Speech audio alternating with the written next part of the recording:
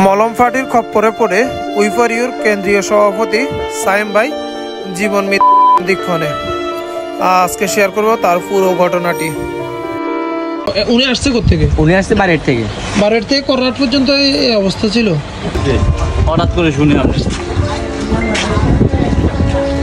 এটা নাকি বাড়ির থেকে যারা উঠছে সিএনজিতে নে, হ্যাঁ সিএনজি ড্রাইভার নাকি উনি, বুঝছেন?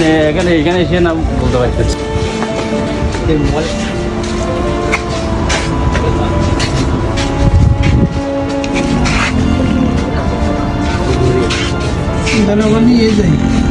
বাকি সেটটা আপনার এখানে নামে গেছিল।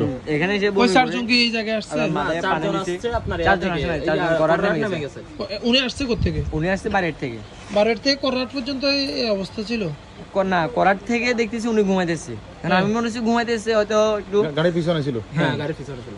ওই মানে মোট 5 জনের ভিতরে 4 জনে ওরা, 4 জন নেমে গেছে। ওরা 4 জন একসাথে, মানে 5 জন একসাথে উঠছে গাড়িতে। সময় বেশি নিয়ে যাবেন।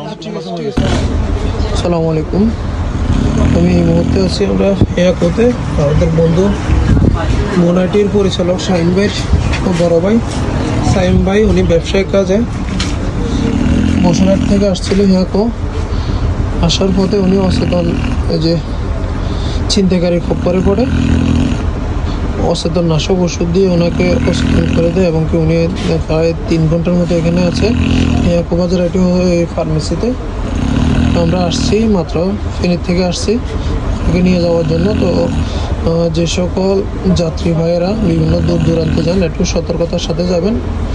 বাংলাদেশের এই জিনিসটা দিন দিন বেড়েই চলেছে। আপনি দেখেন ওনার কোনো সেন্স নেই, সেন্সলেস হয়ে আছে 3 ঘন্টা ধরে এখানে।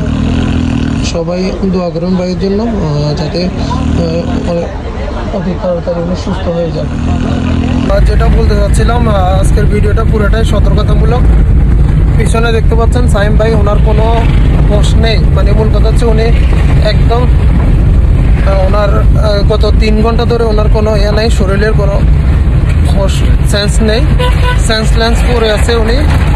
আর ওনার ছোট ভাই শাহিন ভাই সহ আমরা ফেনীর থেকে 1.5 ঘন্টা আগে রওনা দিয়েছিলাম।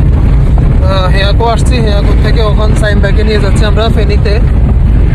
তো খুবই বাজে পরিবেশ, আল্লাহ ভালো জানে উনি কবে নাগাদ সুস্থ হবেন। যে অল্প টাকা ওনার পকেটে মনে 30,000 টাকার মতো ছিল, ওই 30,000 টাকা নিয়ে যাওয়ার জন্য 4 জন লোক ওনার সিএনজিতে উঠছিল। সিএনজির ওনাকে কি জানি শুকাই দিছিল অজ্ঞান ফাটি। তো ওনার তখন থেকে আর ওনার সেন্স নেই। বর্তমানে ওনার যে পকেটে 30,000 টাকা ছিল, 30,000 টাকায় নিয়ে গেছে, মোবাইল মানি ব্যাগ রয়ে গেছিল।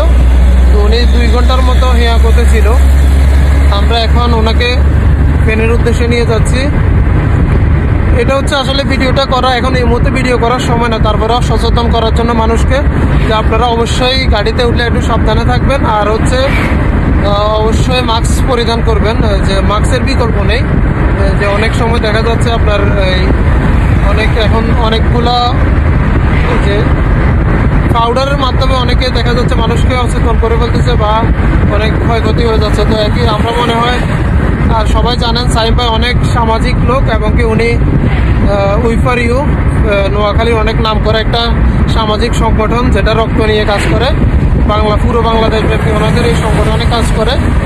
উনি আমি যতদিন ধরে ওনাকে চিনি, উনি একজন সামাজিক এবং সাংগঠনিক লোক, মানব সেবা দেওয়া যার নেশা। তো এরকম একটা লোক দেখেন পড়ে আছে, ওনার সেন্স নেই পুরো 2 ঘন্টা 3 ঘন্টা। উনি হচ্ছেন উইফারিউর কেন্দ্রীয় সভাপতি। তো সবাই সাইম ভাইয়ের জন্য দোয়া করবেন। একই সাথে আপনারা সবাই সাবধানে থাকবেন। যারা দূর দূরান্তে যান গাড়িতে করে, দূর দূরান্তে যারা যাতায়াত করেন তারা অবশ্যই মাস্ক পরিধান করবেন। আর পাশের কেউ যদি কোনো কিছু দেয় তা খাবেন না। আমরা অবশ্য পুরো ঘটনাটা যখন আল্লাহ তাআলা সাইম ভাইকে সুস্থ করে দেবে তার থেকে শুনতে পারবো। তারপরেও আপনারা সবাই সচেতন থাকবেন এবং কি সাইম ভাইয়ের জন্য দোয়া করবেন। আর এই মুহূর্তে এর থেকে বেশি কিছু বলার নেই। আমাদের এখন মূল উদ্দেশ্য বা মূল চাহিদা হচ্ছে ওনাকে হসপিটালে ভর্তি করানো এবং কি পরবর্তী ওনার যে ট্রিটমেন্ট ওটা দেওয়ার চেষ্টা করবো আর কি। তো সবাই ভালো থাকবেন। আসসালামু আলাইকুম।